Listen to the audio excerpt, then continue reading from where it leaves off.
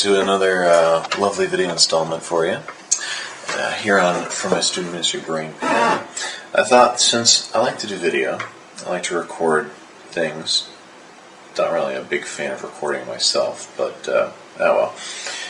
Thought that I'd take today to share via video with you a little bit about what we're going to be doing to change our Wednesday night program in the fall. There's a submarine in here. It's actually my phone.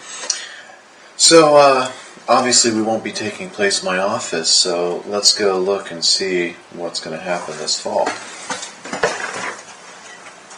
Wednesday nights are one of the biggest emphasis that our ministry has. We have our Wednesday night live program, our Friday night flood, and Sunday school. Those are the three biggest teaching times that we have.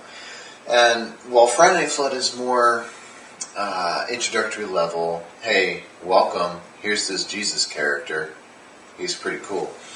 Wednesday nights are really built upon discipleship, where we bring a lot of scripture in.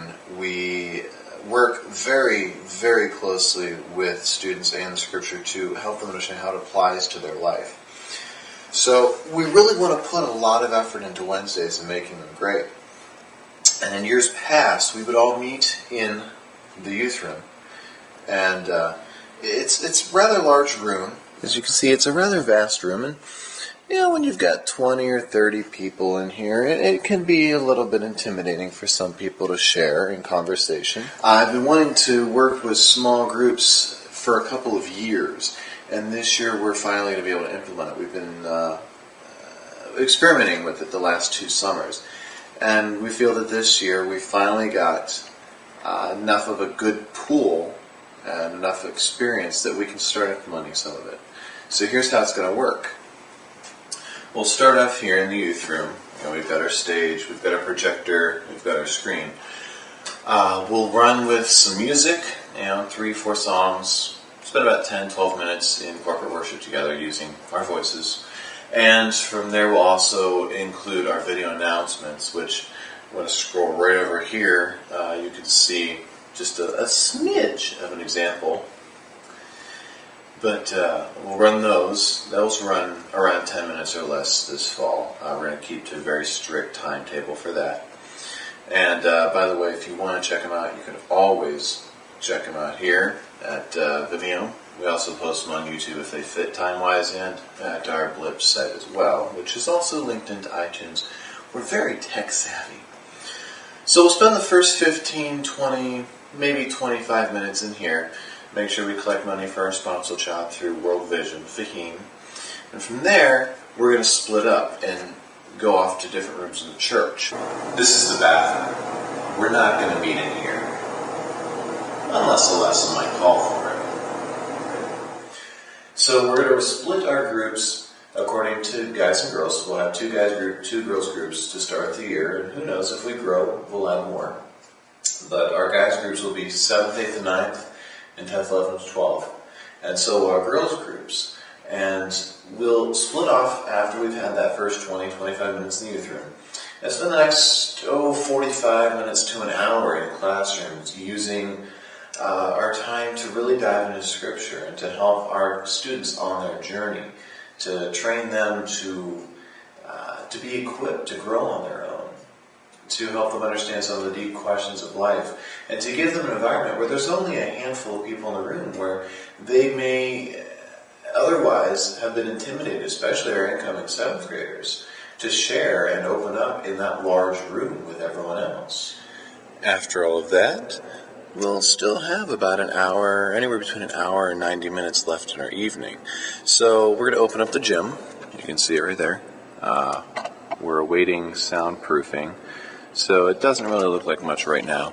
So we'll open the gym up. We'll have video games that are available, hangout time couches. You can see here we got a cappuccino machine. And just real hangout time for teens to decompress, maybe take a break from school, work, from worry about life. And a chance for us to further connect with them, especially if they're ones that haven't been in our group. And from there we send them home for another week, day, 2, 3 days, however long it takes until we are able to see them again in person. In fact, our small group leaders will be tasked with keeping in touch with their students during the week.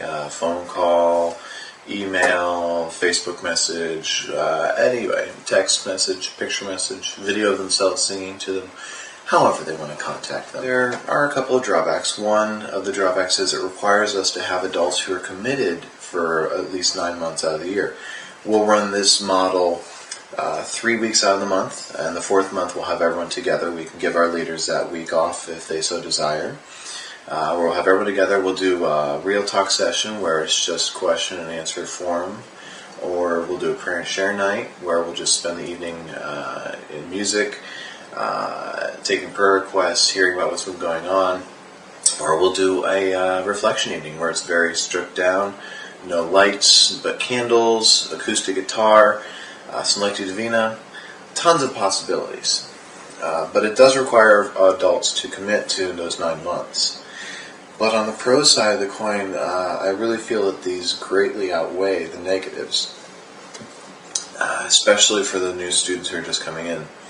We've experimented, like I said, with small groups for the last 2 summers, and a lot of our students who were involved have expressed very positive things about those groups.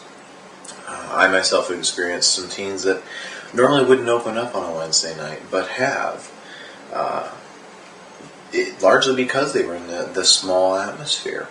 It'll give our adults a chance to really build relationships with teenagers, and by that happening, the teenagers will be able to grow relationships with those adult leaders who will hopefully become a mentor of some sort to them, if not just a role model. So it'll allow them to build that relationship. It'll allow them to connect in real, tangible ways. And it'll allow our students a chance to see that they're working with an adult. They're not just being talked at, but they'll work through a lot of the material together. But we're going to use Simple Youth Ministries or Doug Field's live curriculum, or I'll be like them, live, live, whatever. It's 4 years worth of curriculum, small group based, that we can alter and do all kinds of fun stuff with. So if you want, you can check that out. Yeah.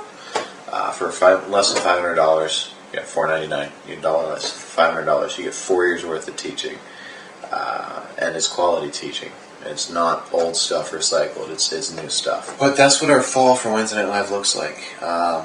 This really helped me get all this stuff out in one place. I hope it helps you if you're running a similar program that might give you some hints, some tricks. If you're looking for something with a little structure to it, maybe it's for you. But please remember, ministry is very organic. It's very fluid. Just because it might work in our context does not guarantee it'll work in yours. But that doesn't mean that you shouldn't try. If it looks good, if you feel the Spirit convincing you to run that way with your ministry, then by all means, please do try. But if you see it and you know that it won't work in your context, please don't try to shoehorn it in. Use it if you can. If you can't, don't frustrate yourself trying to make it work when it won't. So thanks for checking it out. Tomorrow I'll be back with some sort of a text version, I'm sure.